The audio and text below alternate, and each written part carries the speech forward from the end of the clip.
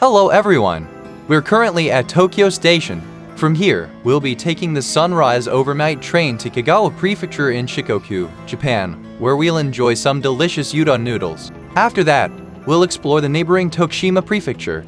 The train we're boarding is called the Sunrise Seto. Along with its counterpart, the Sunrise Izumo, it's Japan's only daily overnight train service. If rooms are available, you can purchase tickets on the day of travel at the ticket office. A single room from Tokyo to Takamatsu costs 22,650 yen, which is about $150. There are also other options like double rooms, luxurious single rooms with desks and wash basins, and dormitory-style rooms without private compartments. Each type has a different price. However, these rooms are fewer in number than standard single rooms, so securing tickets for them might be challenging. The Sunrise departs from Tokyo Station at 9:50 p.m. The train arrives about 20 minutes before departure. Once it arrives, the first important thing to do is to get a shower card. There's already a long line forming at car number 3 before the train arrives. You need a shower card to take a shower on the train. However, there aren't enough cards for all passengers, so everyone lines up to get one. The price is 330 yen. You can keep this card even after use, making it a great souvenir of your Sunrise Express journey. Next to where you get the shower cards, there's a drink vending machine. This is the only place to buy anything on the train, and there's no food available. If you want food or drinks, it's best to stock up at Tokyo Station before the train departs. After getting your shower card, head to your room. The train has 2 floors, with rooms lined up on both sides of each floor. The room is just big enough for one person to sleep comfortably. If you have very large luggage, you might find it challenging to store. The windows are very large, and in the upper-level rooms, you can even gaze up at the night sky. There's also a small desk with an electrical outlet. Unfortunately, Wi-Fi is not available. As we indulge in the unique luxury of the Sunrise Express, watching office workers returning home from our beds, it's time for departure. Our 9.5-hour sleeper train journey is about to begin. We're scheduled to arrive at Takamatsu Station at 7:27 in the morning. Soon after leaving the station, we find ourselves running parallel to a Shinkansen bullet train. It seems to be heading back to the train yard near Haeundae Airport after completing its daily service. Now, let's talk about Takamatsu in Kagawa Prefecture. Kagawa is the smallest prefecture in Japan, located on the island of Shikoku. It's one of the few wheat-producing regions in Japan, and udon noodles are a beloved staple food for the locals. If you want to try Kagawa's famous udon, it's best to go early in the morning, as many udon shops operate from early morning until lunchtime. To get to your destination early in the morning, besides the Sunrise Seto we're on, there's also an overnight bus option. The travel time is the same, and it's cheaper at around 12,000 yen or about $80. However, since it takes over 9 hours, I'd recommend the Sunrise Seto with its beds. Keep in mind that the Sunrise Seto is popular, so you need to book early. Today is Thursday, and it looks full. On Fridays and Saturdays, it sells out almost immediately after bookings open, so be careful. You can make reservations up to a month in advance through JR West E5489 website. To purchase, select the date, choose Sunrise Seto, and pick your boarding and arrival stations. The single option is what we're in today. Solo is a smaller private room for one person. Twin is a larger room for 2 people. And if there's no label, that's the dormitory-style option. We're approaching Shinagawa Station.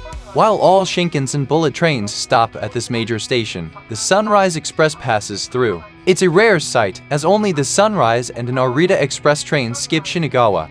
Depending on where your room is located, the conductor might come by around this time to check tickets, so have them ready. Well, I'm going to bed now. Good night, everyone.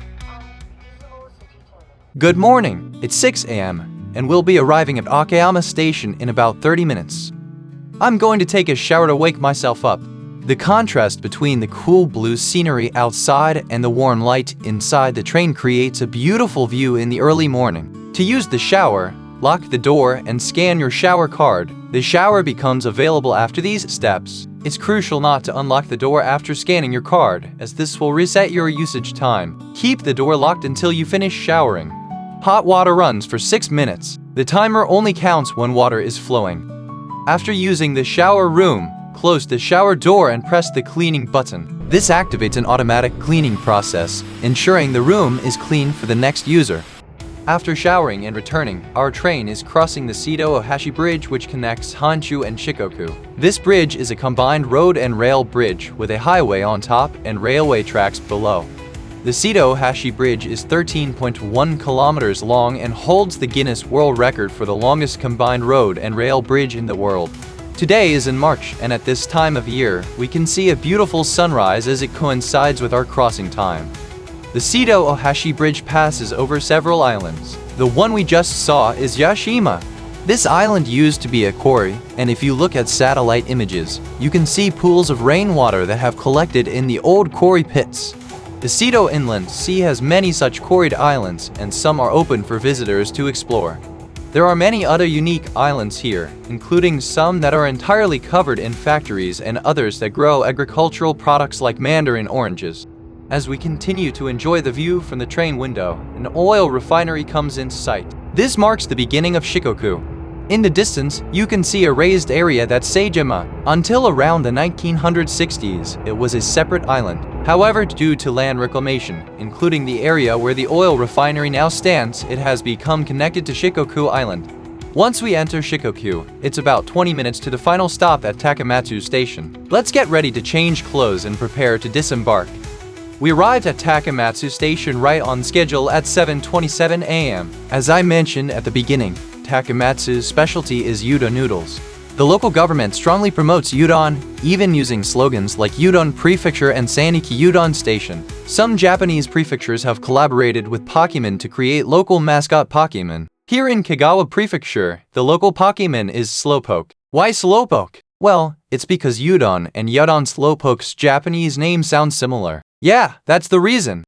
Now, I'd guess about 90% of the people who rode the Sunrise Express with us are probably heading out to eat udon. Let's join them and go try some udon ourselves.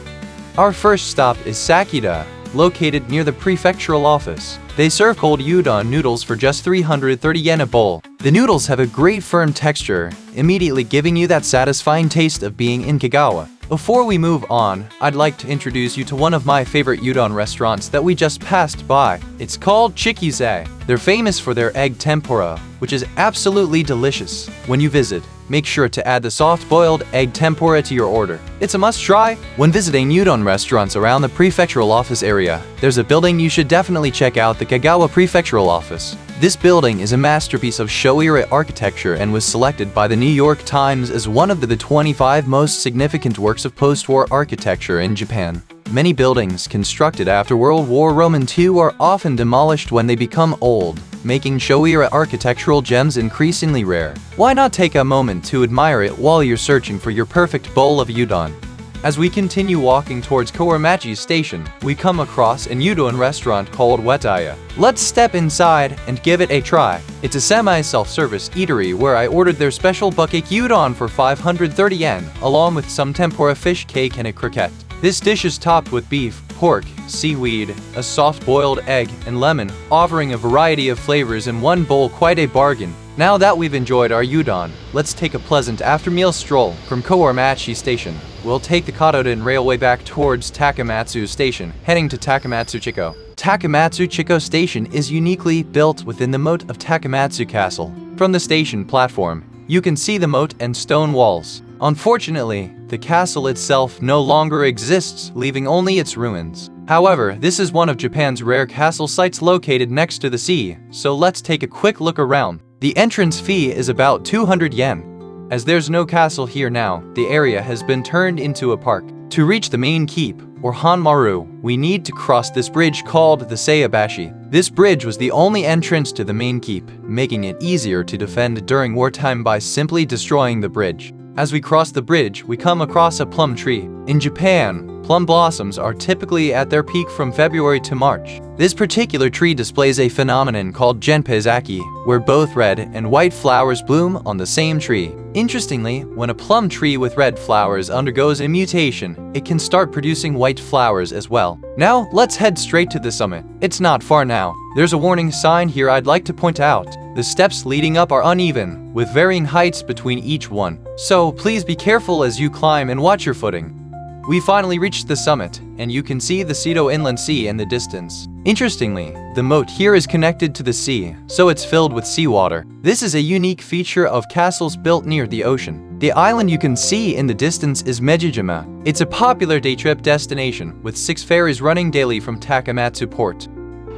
Looking across to the other side, we can see the Katoden train we rode earlier coming in. If you take this train to the last stop, you'll find the famous Kato Hiragu Shrine, known as Kanpira-san. It's one of the most renowned shrines in Japan. From the entrance to the main shrine, there's a steep climb of 785 steps. Challenging yourself to climb all these steps has become quite a popular activity. I visited recently, so I won't be going this time, but it's undoubtedly the most popular and must-see tourist spot in Kagawa Prefecture. I encourage you to give it a try and climb those steps.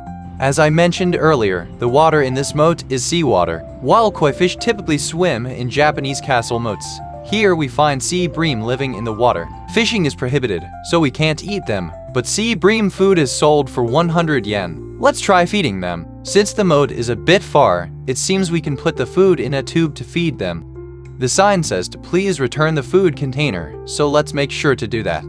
Now we're back at Takamatsu Station. It's 10 a.m. We've enjoyed about 2 hours of sightseeing since our arrival. From here, we'll board the Yuzashio Limited Express train bound for Tokushima. It's a small express train with just 2 cars. The front car is car number 1, and the rear car is car number 3. Car number 2 is missing. This is because during busy seasons, car number 2 is connected in the middle, but on quiet days like today, it's removed. It's common for the appearance and actual car numbers to be different, so be careful when boarding. The train cars are quite old, with folding doors that give them a retro feel. In JR Shikoku trains, the seat head covers are color-coded for easy identification, blue for reserved seats and white for unreserved seats. If you don't have a reserved seat ticket, make sure to sit in a white seat. As we depart, we'll be running alongside the marine liner bound for Akeyama, which leaves at the same time. These rapid trains connecting Main Island and Shikoku Island run frequently, with departures every 30 minutes. Our parallel journey doesn't last long, though. The Kadoku line we're on soon makes a semicircular turn, rotating 180 degrees as it heads towards Tokushima Prefecture. After about an hour's ride, we arrive at Ignatani Station in Tokushima Prefecture. From here, the Naruto line branches off towards Naruto. This afternoon, let's head to Naruto, a town famous for its whirlpools in the Naruto Strait. Ignatani Station has a unique structure with platforms for 2 lines arranged in a V shape, and the station building is sandwiched between these lines. The station is unmanned and doesn't sell tickets. About 15 minutes after arriving at Ignatani Station, the train bound for Naruto pulled in. The train that had left Tokyo with 14 cars has finally been reduced to just 1, making me realize how far we've come. The interior features reversible train seats, which are quite comfortable. At 11:30 a.m., the train departs for Naruto Station. Despite being a single-car train, the window seats are nearly full, indicating a decent demand for this local line. Looking out the window, you can see houses on both sides most of the time, suggesting a town sizable enough to justify running a train once an hour. The trip to the final stop, Naruto Station, took about 20 minutes. It felt like we arrived there in no time. From here, we'll switch to a bus. Right in front of the station, there's a bus stop with a waiting room. Interestingly, the waiting room has a foot bath. That's perfect for those cold winter days. From here, we'll board the bus to Naruto Park. It seems these buses run every 30 minutes, even on weekdays. Today, the bus arrived about 20 minutes late. I was a bit worried that I might have missed it while soaking in a foot bath, but I was relieved to see I hadn't. We're heading to the Great Naruto Bridge, a popular spot in Naruto where you can see whirlpools. The Great Naruto Bridge is located on an island called Oojima, so we'll cross over to the island by bus. On the right, you can see the Kawawaji Naruto Expressway. If you follow this road, you'll eventually reach the Great Naruto Bridge. After about 10 minutes on the bus, the Great Naruto Bridge comes into view. From this point on, we'll be making stops at various tourist spots in the area, taking a bit of a roundabout route. It takes about 30 minutes from Naruto Station to reach our final stop, the Naruto Park bus stop. The bus that brought us here made a U-turn and headed back towards Naruto Station. It's quite a steep hill, so I'm glad we came by bus. However, this is just a midpoint to our destination. From here, we'll be going up a mountain path. But don't worry, it won't take more than 5 minutes to reach our goal. At the top of Achen Observatory, we get a panoramic view of the Great Naruto Bridge. It would have been nice to see this under clear blue skies. Although it's neap tide today, we can still clearly observe the current. Part of the lower section of the Great Naruto Bridge is walkable, so let's go down to the base of the bridge and take a look. On our way, we came across a souvenir shop. It looks like they have sudachi gelato, a specialty of Tokushima. Should we have this for lunch? Since it's a citrus fruit, it looks like mandarin orange gelato, but the taste is a bit different, more like yuzu. The tartness is delicious. From here, we'll pass by the Onaruto Bridge Memorial Museum and head to a place called Uzu no Michai. It's just a few minutes walk away. Looking up at the base of such a massive bridge is quite rare, and its sheer size is astounding. It's remarkable to think that humans built this. It's so enormous that it feels more like a geographical feature than a mere building. Beneath this bridge, you'll find the Uzu no Michai facility. At the entrance, there's a schedule showing the times when you can see the whirlpools. Today, the tidal movement is relatively small, but since it's 1 p.m., it's actually the prime viewing time. We should be able to catch a glimpse of some whirlpools. Inside the Uzu no Michai, there's a straight pathway under the bridge leading to a spot where you can see the whirlpools. Along the way, you'll find rest areas with various informative displays. Parts of the walkway are transparent, allowing you to see the bridge's structure underneath and the sea below. This might be a bit scary for those who are afraid of heights. From the bridge, we could see small whirlpools forming below. The Seto Inland Sea has few connections to the open ocean, so large volumes of seawater move through narrow passages with the tides. In these straits, water flows faster in the center and slower near the shores. This difference in speed creates the whirlpools. If you want to see the whirlpools up close, you can take one of those whirlpool sightseeing boats. They'll take you right above the swirling water. I'd love to ride one of those boats someday. I think I'll come back again during spring tides when the whirlpools are at their largest. The Seto Inland Sea is bustling with maritime traffic, with various types of ships passing by. While they might appear closed due to the telephoto lens, these vessels do pass each other at quite a short distance. The sea flows vigorously here, almost like a river. I wonder how fast a ship could travel through this area. It would be exciting to join a high-speed cruise racing through these waters at full throttle.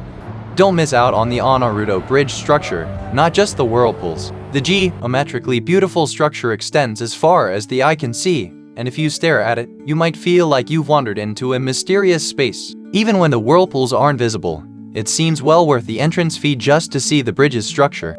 Next, we're heading to the Onaruto Bridge Memorial Museum. Here, you'll find numerous exhibits showcasing the structure and construction of the Onaruto Bridge. I slightly regretted not visiting this place before the Uzu no Michai walkway. However, considering the whirlpool timing, it would have been difficult to reverse the order. If you're planning to visit, it's best to carefully adjust your schedule. At the far end of the exhibition, we discovered a space that feels like a healing area. When you step on the whirlpool beneath your feet, fun facts are displayed. Every few minutes, you'll see effects like this. It's quite beautiful, isn't it?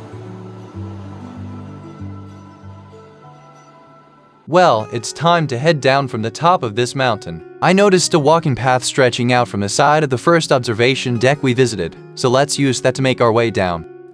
This walking path is quite nice. It's wide and easy to walk on, with occasional views of the ocean. Interestingly, we haven't encountered a single person on it. Thinking back, I was the only one who got off at the Naruto Park bus stop. It seems most tourists probably come here by car, so they can't walk all the way down the path. Traveling by public transportation and on foot can be inconvenient, but in situations like this, it has its advantages. Let's enjoy having this path all to ourselves. We've safely made it to the bottom now. The beach we saw from the bus earlier is apparently called Chitarigahama.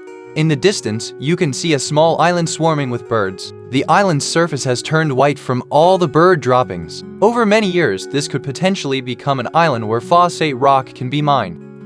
Now, let's head back down the road a bit to the Otsuka Museum of Art. This museum is operated by the Otsuka Group, the same company behind Otsuka Pharmaceutical, famous for the sports drink Pocari Sweat. The museum is one of the largest in Japan, with an impressive viewing route that stretches for 4 kilometers. What's really unusual for a Japanese museum is that photography is allowed here. This museum's concept is to display over 1,000 full-size reproductions of artworks from ancient to modern times, originating from 26 countries around the world. These reproductions are made using a ceramic board replication technique, which is resistant to fire and light and can reportedly last over 2,000 years in its current state. In other words, even if the originals deteriorate over time, these replicas will remain, serving as both an exhibition and a preservation of art history. Some might think, why come to a museum to see replicas? But consider this, even if you want to see the Mona Lisa at the Louvre, it's often difficult to view it peacefully due to the crowds of tourists from all over the world. However, here at the Otsuka Museum of Art, you can take your time and truly appreciate the artwork. Sometimes, surprisingly, a replica can offer advantages over the original. This museum has so many artworks that you couldn't see them all even if you spent a whole day here. However, I only had 2 hours to spare. While that might seem reckless, fortunately, they had published a list of the top 10 most popular pieces, so I focused my visit on these 10 works. All of these are famous paintings that you've probably seen at least once in your school textbooks. Being able to see them all in one place makes you feel like you've traveled to museums all around the world. If you're short on time, why not try enjoying the museum this way?